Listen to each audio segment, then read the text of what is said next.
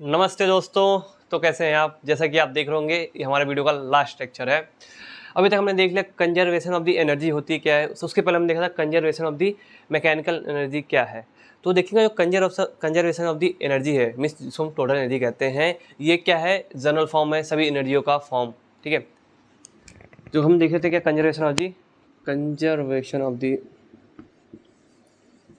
Energy means total energy जिसकी बात कर रहे थे। हमने देखा था conservation of total energy means अगर हम डेल्टा ई लिखें तो क्या था? Delta E mechanical plus delta E thermal plus delta E internal. हम बोले अगर कंजर्व है, यहाँ पे कोई वर्क हो नहीं रहा है, आइसोलेटेड सिस्टम में है, तो इसकी जो वैल्यू होती थी ये जीरो होती थी। मीन्स इनिशियल और फाइनल मीन्स टोटल जो चेंज होगा वो क्या होगा? जीरो होगा। समझ रहे? मतलब कि अगर हम कोई एनर्जी अगर इस सिस्टम है, आइसोलेटेड सिस्टम है, बाहर से कोई वर्क हो नहीं रहा है, तो अगर एक एनर्जी अगर मान लीजिए काइनेटिक एनर्जी ट्रांसफर हो रही है तो वो थर्मल में जा सकती है, इंटरनल में जा सकती है। मीन्स अपने में इंटरचेंज करेंगे, बट क्या होगा? नेट जो चीज़ें होंगी वो जीरो हो जाएंगी। इसको हम लिखते हैं delta E equal to zero. तो हम जब कंजर्वेशन ऑफ एनर्जी की बात करते हैं, ये सभी एनर्जी को इंक्लूड करता है। मीन्स इसके अंदर क्या होगा? इसके अंदर हम जो बोलते हैं ना कंजर्वेटिव सिस्टम की जो एनर्जी होती है इसको हम कहते हैं मैकेनिकल एनर्जी। ये भी है मैकेनिकल ये भी है। इसके अंदर थर्मल एनर्जी भी है जब हम फ्रिक्शन की बात करते हैं। मीन्स इसमें फ्रिक्शन इन्वॉल्व है और भी चीज़ें जिसको बोलते हैं इंटरनल, कि उसके इंटरनल कंपोजिशन में चेंजेस हो रही हैं, वो भी एनर्जीज हैं, सब इंक्लूड है। तो देखेंगे जनरल फॉर्म में सभी जो हम एनर्जी की बात करते हैं। अगर मैं कह दूं कि इंटरनल एनर्जी को छोड़ दूं तो हम क्या बोलेंगे कि ए कि जो हमारा कंजर्वेशन एनर्जी है इसमें कंजर्वेटिव फोर्स एनर्जी है जो मैकेनिकल एनर्जी कहते हैं हम, और थर्मल एनर्जी का ऐड है। अगर मैं थर्मल एनर्जी हटा दूं तो ये क्या जाएगा कि मैं लगा दूं कि यहाँ पे नो फ्रिक्शन, कोई फ्रिक्शन नहीं होना चाहिए, नो फ्रिक्शन। हमारा सिस्टम जो हो आइसोलेटेड हो, आइसोलेटेड पहले भी था बट ये कंजर्वेटिव भी हो। इस टाइम क्या हो? कंजर्वेटिव। जब ये कंजर्वेटिव हो जाएगा तो बस यहाँ पे फ्रिक्शन हट जाएगा, तो यहाँ बचेगा बस ई मैकेनिकल।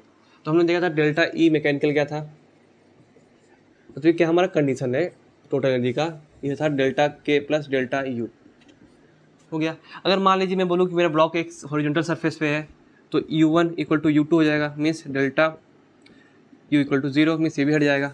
तो केस बाई केस अगर हम चीज़ों को अप्लाई करते जाएँ, कंडीशन अप्लाई करते जाएँ, तो हमें इनिशियल कंडीशन मिल जाएगी जो हम लेके चल रहे थे। अब इसके पीछे का रीज़न हम क्यों ऐसा बता रहे हैं, देखिए। अभी हमें एक बात करनी है पावर की।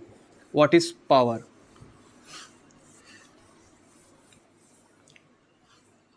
पावर, अभी आपने एक पावर पढ़ा था पहले जिसका मीन्स क्या था कि work done upon time taken. Power यही चीज़ें हैं, बट अभी देखिए इसमें कुछ चीज़ें बदलेंगी, एक्सप्रेशन बदलेगा। जब हम वर्क डन की बात कर रहे थे, जब हम बस काइनेटिक एनर्जी की बात करें, मतलब अगर कोई ऑब्जेक्ट है मूव कर रहा है, अगर हम उस पर फोर्स लगाएं तो क्या होगा? उसके काइनेटिक एनर्जी में चेंज होगा। तो वर्क डन क्या हुआ? चेंज करेगा काइनेटिक एनर्जी में, और कितना टाइम ले रहा है इसी का हम क्या कर रहे हैं, अगर रेशियो ले लें तो हम कहेंगे इसको पावर। क्योंकि जब हम बात कर रहे थे वहाँ पे कौन सी सिस्टम थी? कंजर्वेटिव सिस्टम था और सरफेस हॉरिजॉन्टल था। वहाँ पे ना कुछ और चीज़, ना थर्मल एनर्जी इंक्लूड है वक्त की वजह से, ना ही उसके अंदर पोटेंशियल एनर्जी में चेंज हो रहा है। तो बस हम डेल्टा की बात कर रहे थे। लेकिन अब हम जब इधर बात करेंगे पावर की, तो इसके अंदर क्या होगा पावर की एनर्जी? इसका मतलब तो देखेंगे। अब हम जब हम बात करेंगे पावर, तो पावर क्या होता है? It is rate of change, rate of doing work by force, किसी फोर्स की वजह से काम हो रहा होगा ना। तो it is a rate of doing work. जब से हम रेट बोल दिए अपने आप टी आ गया, और वर्क की बात करें तो वर्क से मल्टीप्लाई कर लीजिए, तो ये हो गया हमारा power, W upon T. Work done और द टाइम टेकन, ये हो गया हमारा एक्सप्रेशन। पीछे भी हम सब कुछ देखा था। अब यहाँ पे जो वर्क डन हो रहा है, वर्क डन, अभी हम जब सिस्टम मान के थे आइसोलेटेड, मीन्स डेल्टा ई क्या हो गया था हमारा? जीरो। कंजर्वेशन ऑफ एनर्जी जब हम बोल रहे थे हमारा सिस्टम क्या है? आइसोलेटेड। ध्यान दीजिएगा, मैं बोल रहा हूँ आइसोलेटेड, ना कि आइसोलेटेड कंजर्वेटिव सिस्टम। जब मैं आइसोलेटेड कंजर्वेटिव सिस्टम बोल दूंगा तो वहाँ पे बस ये आएगा, ये डेल्टा ई मैकेनिकल कंजर्वेटिव के लिए। बट हम क्या बोल रहे हैं? बस आइसोलेटेड सिस्टम हो। मीन्स यहाँ पे हम किसी बाहरी माध्यम से जो हम सिस्टम पर मान लिए हैं, बाहर से कोई इस पर वर्क हो ही नहीं रहा है, means delta equal to zero होगा, ठीक नहीं? तो इधर क्या होगा? वर्क जीरो ही होगा, क्योंकि चेंज हो ही नहीं रहा, हम कुछ वर्क नहीं कर रहे हैं तो वर्क जीरो होगा, तो यहाँ पे रेट चेंज नहीं होगी। लेकिन जब हम वर्क डन की बात करते हैं तो हमारा सिस्टम क्या होता है, आइसोलेटेड नहीं होता है। हमारा सिस्टम पे बाहर से काम होता है, पॉजिटिव हो सकता है, नेगेटिव, तो उससे मतलब नहीं है, बाहर से काम होता है। मीन्स जो हमारा वर्क काम करेगा अभी, ये क्या करेगा, जो हम डेल्टा ई जीरो मान रहे थे क्योंकि हम आइसोलेटेड सिस्टम की बात करते थे, जब यहाँ पे हमारा एक्सटर्नल फोर्स काम करेगा, मीन्स वर्क होगा, जब वर्क होगा तो डेल्टा इक्वल टू जीरो नहीं हो जाएगा, नहीं रहेगा, क्योंकि सिस्टम आइसोलेटेड रहा नहीं। अब यहाँ पे सिस्टम आइसोलेटेड नहीं रहा तो क्या होगा, W equal to delta E हो जाएगा, फिर इस चेंज इन एनर्जी हो जाएगी। तो यहाँ पे क्या हो जाएगा, हमारा जो एक्सप्रेशन है, तो यहाँ पे हो जाएगा change in energy, total energy upon time taken, कितना टाइम में हो रहा है। ठीक है, अगर इसको आप फील करना चाहते हो, बहुत आसान है फील करना। मान लीजिए बताते आया हूँ, वही है एग्जांपल। मान लीजिए मैं हूँ और कोई एक और पर्सन है, मैं किसी काम को करने में, काम तो सेम करना है दोनों को, मैं किसी काम को करने में 10 मिनट लगाता हूँ और कोई दूसरा पर्सन है उसी काम को करने में बस 2 मिनट लगाता है। तो कहेंगे ना भाई देखो उसके अंदर बहुत पावर है, फटाक से काम कर लेता है। क्यों? क्योंकि पता है पावर क्या है, वर्क अपॉन टाइम। मैं बोल रहा हूँ कि वर्क सेम है तो मीन्स वर्क कांस्टेंट हो गया। तो देखेंगे फिर ये किस पे डिपेंड कर रहा है, पावर 1 अपॉन टाइम पे। दोनों के लिए वर्क कांस्टेंट है, जब कांस्टेंट तो हम हटा सकते हैं, प्रोपोर्शनलिटी लगा देंगे कांस्टेंट को ना।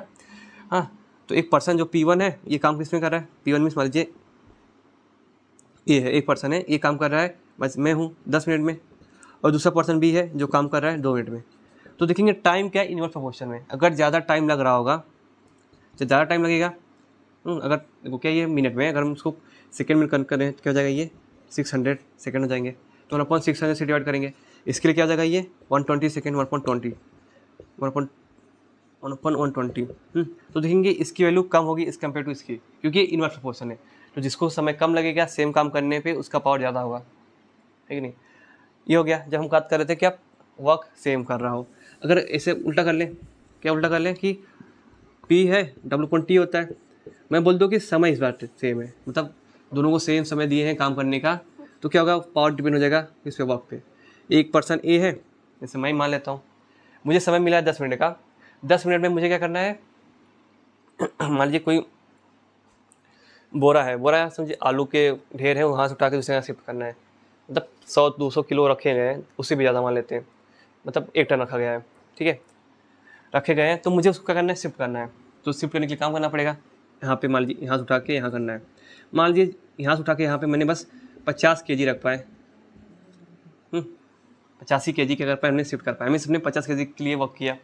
अब दूसरा पर्सन भी है जिसने उसी समय में 10 मिनट में, इसे भी 10 मिनट लग रहा है, इसने क्या किया, सीधा 250 kg रख दिया, है कि नहीं। तो देखिए बता सकते हैं, नॉर्मली आप जानते हैं कि जो ज़्यादा काम कर रहा है उसकी पावर ज़्यादा होगी उसी समय में, सेम समय लग रहा है ना, तो पावर क्या होगा, जो ज़्यादा काम कर रहा है उसके लिए ज़्यादा होगा, क्योंकि ये डायरेक्ट प्रोपोर्शन में। तो ये होगा आपका कॉन्सेप्ट पीछे का क्या था, समझने के लिए। तो P क्या होगा, डेल्टा ई अपॉन टाइम। ये जो ये होता है एवरेज, जब हम डेल्टा कहीं भी यूज़ कर लेते हैं एवरेज होता है। T मीन्स डेल्टा टी बोल सकते हैं, T1 से T2 से T1 के बीच में गैप, टाइम टेकन इसको ले रहे हैं, टाइम टेकन। अगर यही कर दो कि P इंस्टेंटेनियस, जब इंस्टेंटेनियस था तो जो डेल्टा था, अगर हम इसमें लिमिट लगा दें, डेल्टा टी को अगर हम चेंज टू 0 कर दें तो delta E upon delta T, जैसे डेल्टा टी चेंज टू 0 करें मीन्स बहुत छोटा कर देने, तो ये जो है ये चेंज होता है डी में, मीन्स बहुत स्मॉल हो जाता है। पीछे से हम देखते आए हैं सब। जब डेल्टा टी छोटा हो जाएगा तो सीधी बात से काम भी बहुत कम होगा एज कम्पेयर टू जैसे काम हो रहा था, तो ये भी हो जाएगा D E upon D T. तो पी इंस्टेंटेनियस क्या जाएगा हमारा, D E upon D T. अब देखिए जो यहाँ पे ई है, ई क्या है, इसमें सब कुछ आएंगे, मीन्स उसमें हो सकता है change in mechanical energy, change in thermal energy और चेंज इन इंटरनल एनर्जी हो सकती है, ठीक है, ठीक है। तो ये हमारे किसी भी एनर्जी के लिए बात करते हैं जब सब कुछ इंक्लूड हो। अगर मैं बोल दूँ कि पावर किसके लिए करना है, पावर निकाल के बताइए या फॉर्मूला बताइए किसके लिए, बस कंजर्वेटिव फोर्स, कंजर्वेटिव सिस्टम के लिए, कंजर्वेटिव सिस्टम। अब ध्यान से देखिएगा, हम यहाँ आइसोलेटेड नहीं बोल रहे, जब हम आइसोलेटेड बोलेंगे तो डब्ल्यू अपने आप जीरो हो जाएगा। तो यहाँ पे बस हम बोले कंजर्वेटिव सिस्टम हो, कंजर्वेटिव सिस्टम में मीन्स यहाँ पे ई जो होगा चेंज इन ई मैकेनिकल होगा, ये क्या करेगा, चेंज करेगा के में प्लस चेंज करेगा यू में, means change in potential energy, change in क्या हो जाएगा पोटेंशियल एनर्जी और चेंज इन काइनेटिक एनर्जी।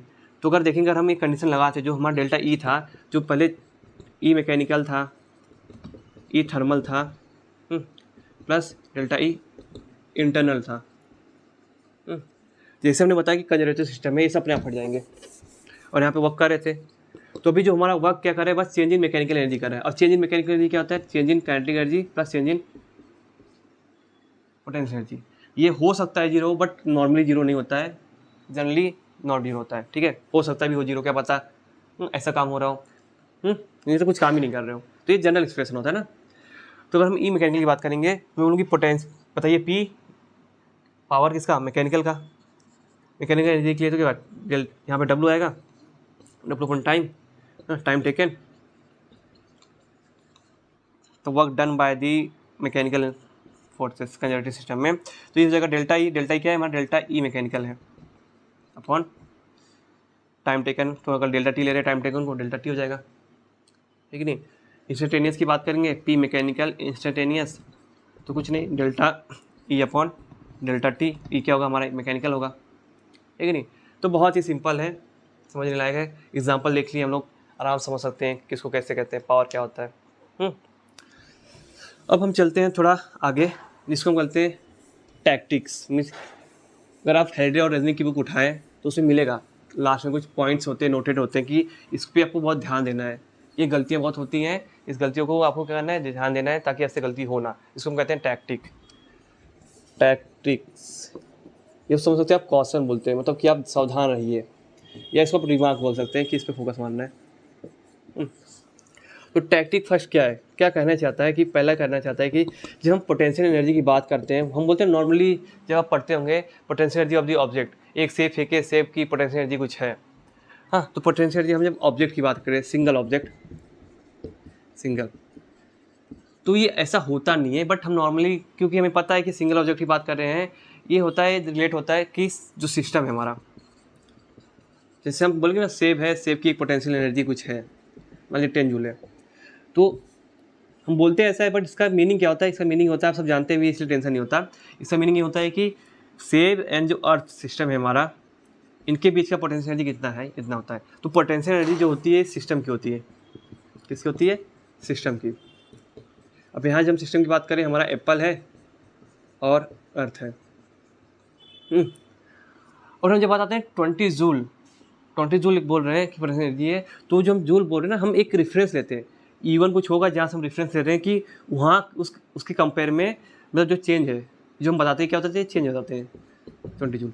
और जो हम एक रेफरेंस लेते हैं, चेंज कभी बता रहा होता है, एक रेफरेंस ले जाता है। मान लीजिए हम यहाँ से लिए रेफरेंस अर्थ सरफेस से कि यहाँ पे जो पोटेंशियल एनर्जी थी, यहाँ पे जो एनर्जी है, इसके बीच का रेफरेंस क्या है, लेने पे 20 जूल का आ रहा है। क्योंकि पोटेंशियल एनर्जी एग्जिस्ट नहीं करता, पोटेंशियल एनर्जी नहीं करता है मीन्स एग्जिस्ट मतलब सोचते हो, एग्जिस्ट मतलब कि ये टर्म सिंगल मतलब एग्जिस्ट नहीं करता, ये हमेशा डिफरेंस की बात करता है। ठीक है, जैसे हीट होती नहीं है, हीट कोई एनर्जी नहीं, हीट एनर्जी क्या होती है, जब टेम्परेचर की वजह से एनर्जी ट्रांसफर हो जाती है, इसी को हम हीट एनर्जी कहते हैं। ठीक है, तो हीट एक एनर्जी नहीं है, बस जब टेम्परेचर की वजह से क्या हो, बॉडी के बीच में एनर्जी का ट्रांसफर होने लगता है, तो जो ये एनर्जी ट्रांसफर हो रही है, इसी को हम बोलते हैं हीट है। तो पोटेंशियल एनर्जी मतलब सिस्टम की बात होती है। अगर आपको बोल दिया एप्पल है, इसका मतलब एप्पल नहीं है, एप्पल के साथ अर्थ है ना, तो उसकी बात करते हैं, दोनों के साथ में बोलते हैं। नॉर्मली हम समझ जाते हैं, वो टेंशन होती नहीं, इसीलिए तो समझने के लिए है कि आपको ध्यान रखना है कि भाई सिंगल ऑब्जेक्ट के लिए पोटेंशियल एनर्जी नहीं होती है, सिस्टम के लिए होता है। ये हो गया। अब एक जब हम बात करते हैं कि इतनी पोटेंशियल एनर्जी है 20 जूल, तो एक रेफरेंस लिया जाता है कि जहाँ से हम रेफरेंस लेके बोलते हैं कि इतनी जूल है। अब जैसे रेफरेंस बदलेंगे, उसकी वैल्यू बदल जाएगी, मतलब चेंज बदल जाएगी, है कि नहीं। ठीक है, इतना समझ गए आप। अब इसके बाद हम टैक्टिक 2 की बात कर रहे हैं। टैक्टिक 2